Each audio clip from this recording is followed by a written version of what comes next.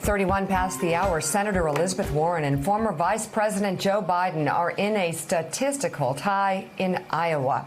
According to the latest Des Moines Register CNN Mediacom poll, Warren now leads the Democratic field by 2 points at 22%. She's now up 7 points among Iowa's Democratic caucus by the way, look at since those. June. Biden down 3, Sanders down 5, Mayor Pete down 6. I mean, it's crazy. Vermont Senator Bernie Sanders sits in third place, down 5 points since the beginning of the summer. Warren also leads Biden among voter enthusiasm, with 32% of voters in Iowa extremely enthusiastic about her campaign.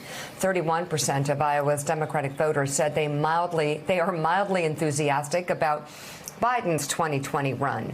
63% of Democratic caucus goers in Iowa said while they have made their first choice, they could be persuaded to change. 20% said their pick is locked in.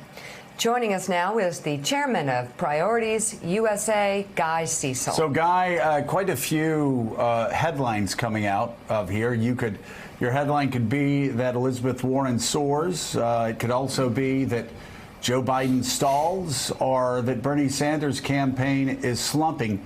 What was your main takeaway?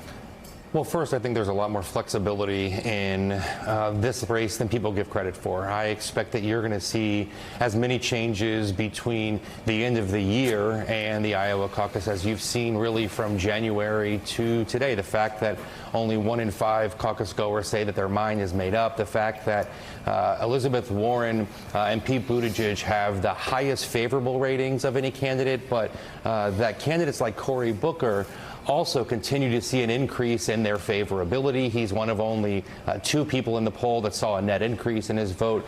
So I expect you'll still see some of these candidates that haven't gotten a lot of attention potentially move up into the first tier in Iowa. I think the alarm bells start ringing when you see a decline in your favorable rating among caucus goers. And so for those campaigns, I think they need to make some adjustments on the ground and on the air. Who were those? Who were those campaigns? Who should be most concerned right now? I think the 2 that saw the net decline in favorable ratings were Biden and Sanders. And, you know, one of the things that's most interesting about this poll is that Elizabeth Warren is now getting votes both from Hillary Clinton and Bernie Sanders caucus goers. She's actually building a coalition of different types of voters, and that's incredibly powerful going into the end of this year. So a question about the idea of enthusiasm. It seems like Senator Warren is not just the first choice among voters, but a lot of voters have her listed as their second. If she's not their number 1, she's their number 2. And it seems like that she has more of that support than anyone else. What do you think gives rise to her surge here, to why she's attracting people and doing so passionately, which is particularly important in Iowa? Well, and as you know, this is really important because if a candidate doesn't get 15%, their voters can move to other candidates in the second, third, fourth round of voting. And so I think what you're seeing across the board is that Warren and Buttigieg both are increasing the number of second choice voters that they're getting. You're also seeing it again with Cory Booker, who now is 4th in the net favorable rating in this poll. The fact of the matter is that these are the people that are running good campaigns on the ground.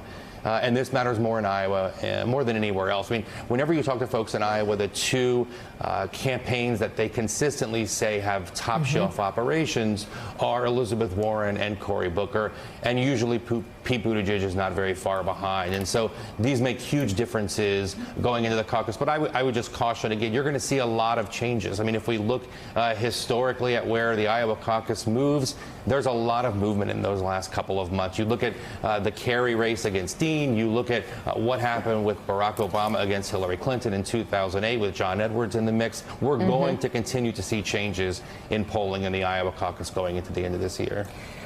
Adrienne Elrod has a question. Adrienne? Yeah, Guy. Good morning, Guy. Good to see you on television. Question for you regarding Kamala Harris's campaign. She declared over the last few days that she's moving to Iowa, that she's doubling her campaign staff, that she's going to make a very aggressive push, almost an all-in effort to perform very well in Iowa. Do you think this is a smart strategy on her behalf, especially when you look at this new poll, some of the polling that's come out over the last few days? Do you think Kamala Harris going all in Iowa is a smart strategy for her campaign right now at this point?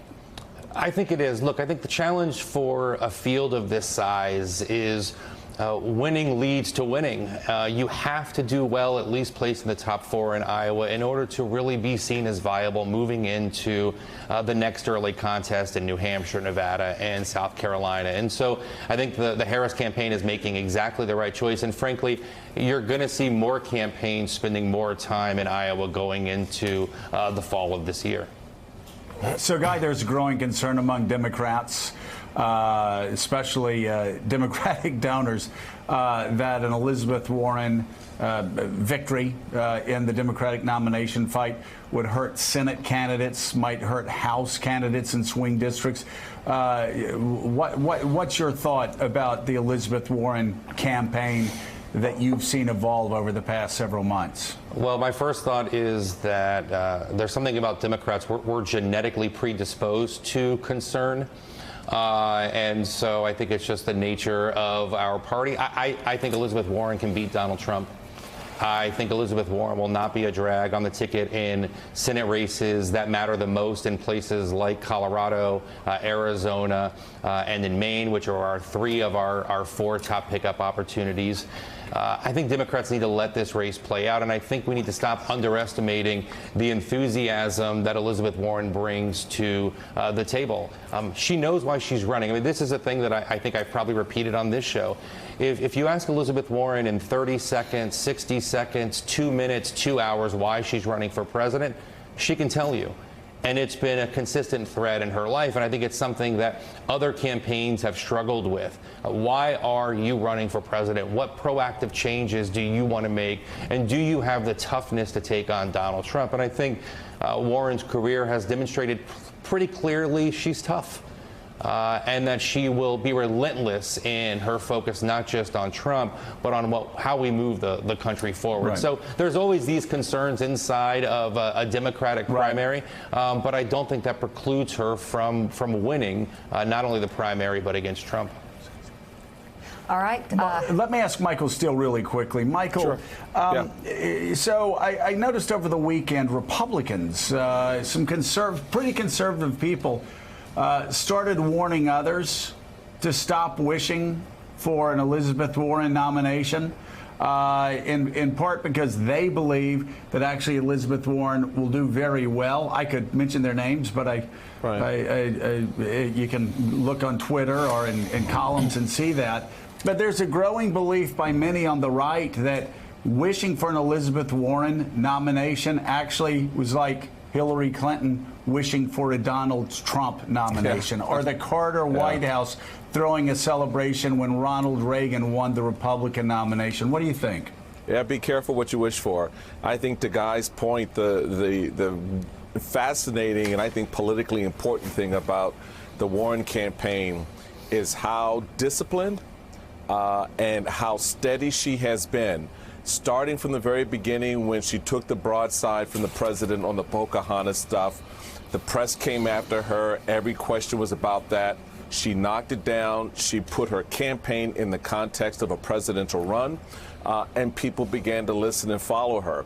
And so I think the better part of wisdom, Joe, to your point, is be a little bit smarter about what you're seeing and hearing out of the Elizabeth Warren campaign.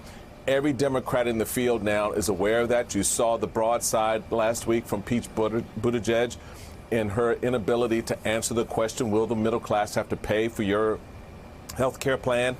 So she's going to be getting some incoming now. How she handles that in the upcoming debate, I think will set the stage, the final stage leading into Iowa. And Elizabeth right now, of all the candidates, all of them, is in the best position to not just win Iowa, but to begin to lock down those critical aspects of a presidential primary that leads to the nomination. All right, Guy Cecil, thank you very much. And in our next hour, we're going to speak with the longtime pollster who conducted this new Des Moines Register survey. Also ahead, former Secretary of State John Kerry will be our guest. We'll be right back with much more Morning Joe.